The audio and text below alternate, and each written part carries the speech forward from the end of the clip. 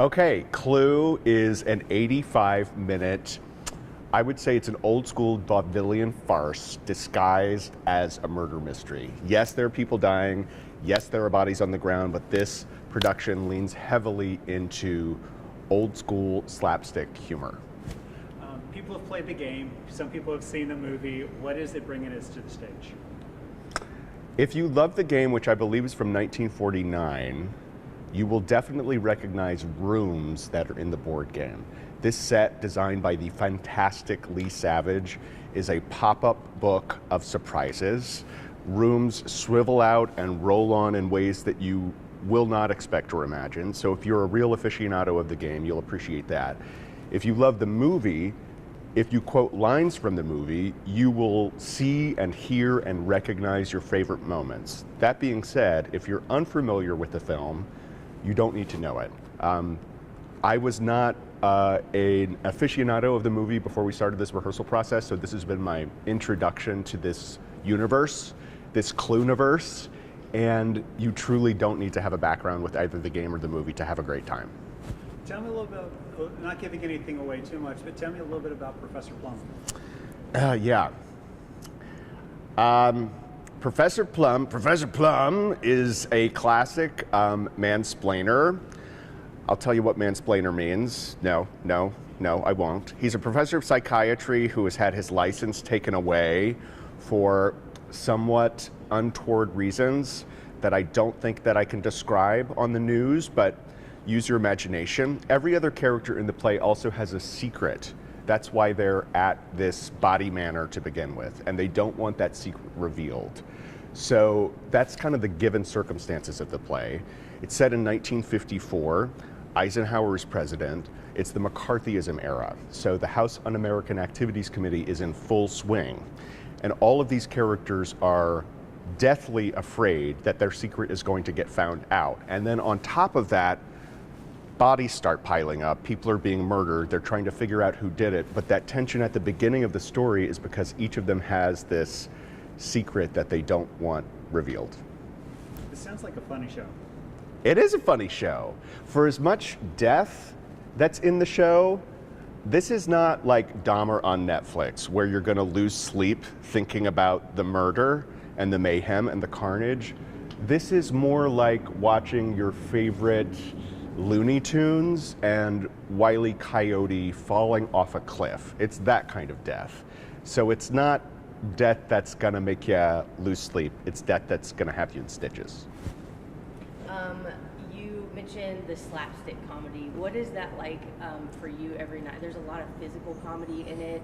What's it like for you to perform, but not only perform, but to see that through your castmates on stage?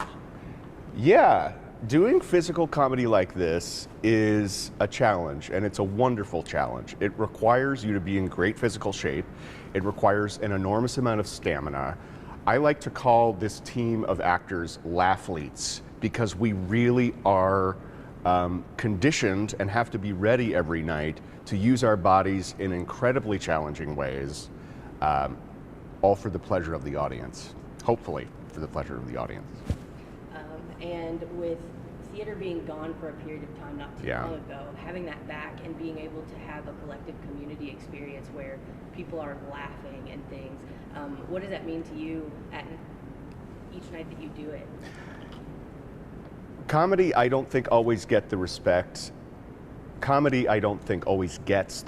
that it deserves, but it is one of the few forms, theatrical forms, and I mean live comedy, where you have a room full of people, in this case 2,500 people, sitting together, 2,500 very different people sitting together, who may have different opinions, who may have had incredibly different experiences throughout the day, sitting in one room, focusing on one thing together, and hopefully laughing together. Post-pandemic, that's a true gift.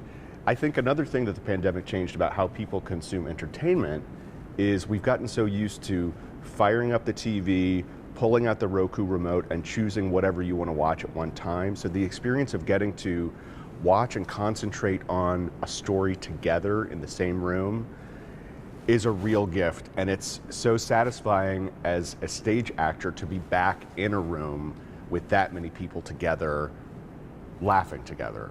Of course, all of us missed that during the years when we couldn't do it.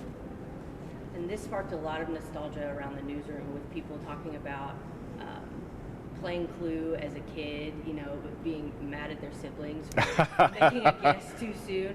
Do you have any childhood memories of Clue? That's a great question.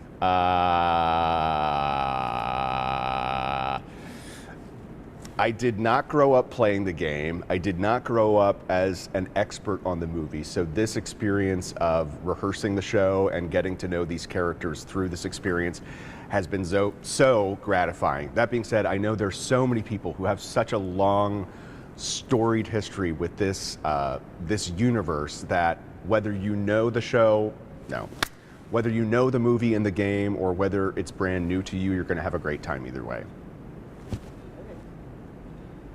Anything you want to add that we've not asked you? There's so few tickets left. The only other thing I was going to plug is that it's great for teenagers, but I don't think parents who haven't bought tickets yet, unfortunately, and will bring their they're not going to find a block of seats together. I guess I could, do you have any other thoughts? I guess I could plug, like, if you're a single ticket buyer and you're looking for something to do this weekend, we do have open seats. If you liked coming to the theater on your own, because I know I love going to the theater on my own, maybe I could plug that? Yeah, that would be great. Yeah. That way we don't have to rely on somebody reading it. Listen, if you're a single ticket buyer, if you like going to the theater by yourself, which I love personally, it's my preferred way of seeing theater, we do have plenty of single seats left. So get on that website, take a look. They're open, they're not free, but they are worth the cost. So please come see us. This is going to be a hard question, so if there's not a way to answer it without spoiling it, Yeah. that's fine. But do you have a favorite moment in the show? I do. And I don't think... There's a way to say it without spoiling? Yeah, it doesn't spoil anything. Okay.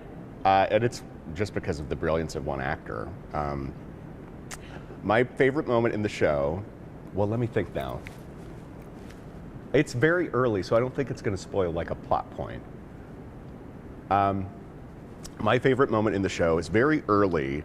The characters who are visiting Body Manor discovered that the doors are locked and that there's no way out. That's one of the kind of given circumstances of the show. And the brilliant Joanna Glushak, Broadway's Joanna Glushak, who plays Mrs. Peacock, checks the knobs and she discovers that she can't get out, and she turns to the rest of us on stage and she screams, "Oh my God, they're locked!" And I am so close to breaking every time that moment comes up in the show because she's brilliantly funny. This is an incredibly talented and funny group of artists, and we're having the best time making each other laugh. That's all I have, yeah. Great.